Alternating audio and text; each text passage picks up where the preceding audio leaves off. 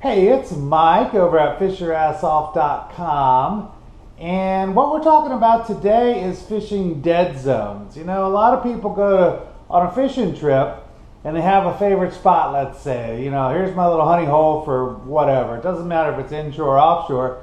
You go there and the fish just aren't there.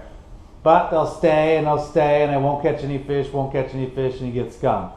You know, that's a dead zone at that point. For whatever reason, you don't know what it is. But it doesn't matter if you're offshore or if you're inshore. You got to keep moving. If you're not getting any production out of your favorite spots, well, something's going on. Might be too cold of a water temperature. Might be, who knows what it might be. But a lot of different things can happen. So you don't want to fish dead zones. You got to keep moving. Now, most of the fishing I do is inshore. You know, I'm an inshore kayak fishing guide, so that's where I'm going to focus on right now, but you could apply this to any sort of offshore thing too. You're really just looking for life, you're looking for bait, because once you see that, you'll have the food chain in action. But let's go ahead and look at what I'm talking about here. All right, so the key to fishing dead zone, well, key to avoiding dead zones, you don't want to fish dead zones, is you got to keep moving. Okay. So here you are, you're fishing inshore, you're a snook, redfish fisherman, and you know, you go to these docks over here on the west side of your favorite river or whatever it is, that's your honey hole. You go there and there's nothing at all. You're like, oh man. Instead of sitting there all day fishing that one spot, hoping and wishing that your fish show up that aren't there, you gotta move. Well, if there's docks around and you're inshore in some river or something, chances are there's some grass flats or mud flats with some cuts in it or something else. You just got to go and find life. So if you don't see any sort of bait or any birds or anything like that, you just got to keep moving. So you try that area. That's normally nothing there too. Well, you know, right down the river a little bit, you got this nice little couple islands or couple oyster bars with a nice cut in between them, a deeper cut, just in case it's a water temperature reason that the fish aren't there. You go and try that, you know, the deeper cut. You gotta keep moving. Nothing there. Well, why don't you try some other structure? You know, go to some bridge pilings. Find some bridge pilings around. You know, send one deep. You know, start picking and bouncing the bottom around these pilings. There might be some fish there. It doesn't matter. You know, say there's a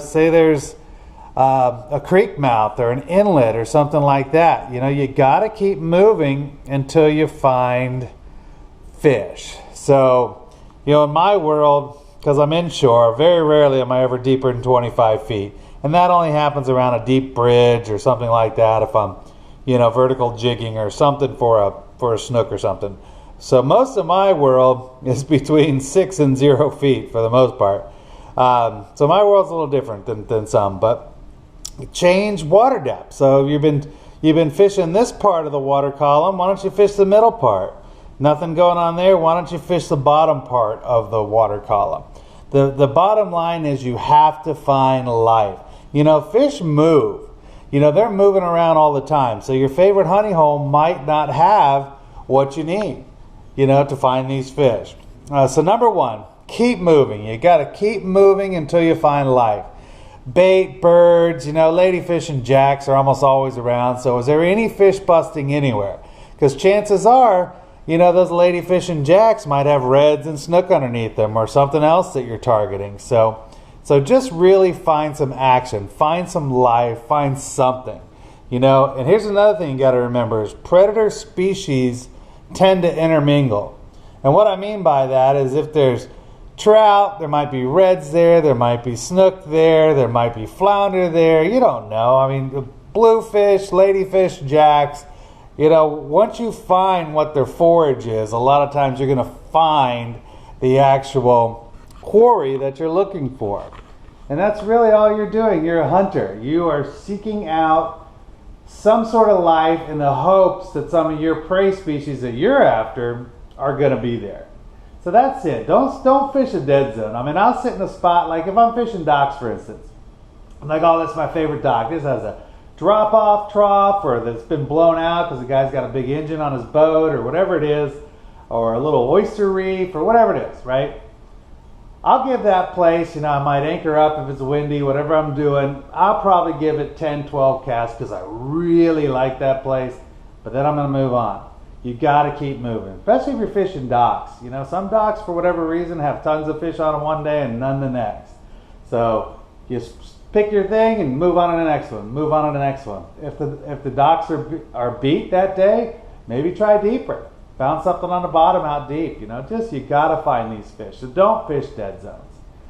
You can find more of this information right on our website. It's www.fishyourassoff.com. We have a how-to section, where-to section, all kinds of information about catching basically whatever you want around Florida anyways. But I think that's it. I think I covered everything I wanted to. So until next time, we'll see you then. All right. Bye-bye.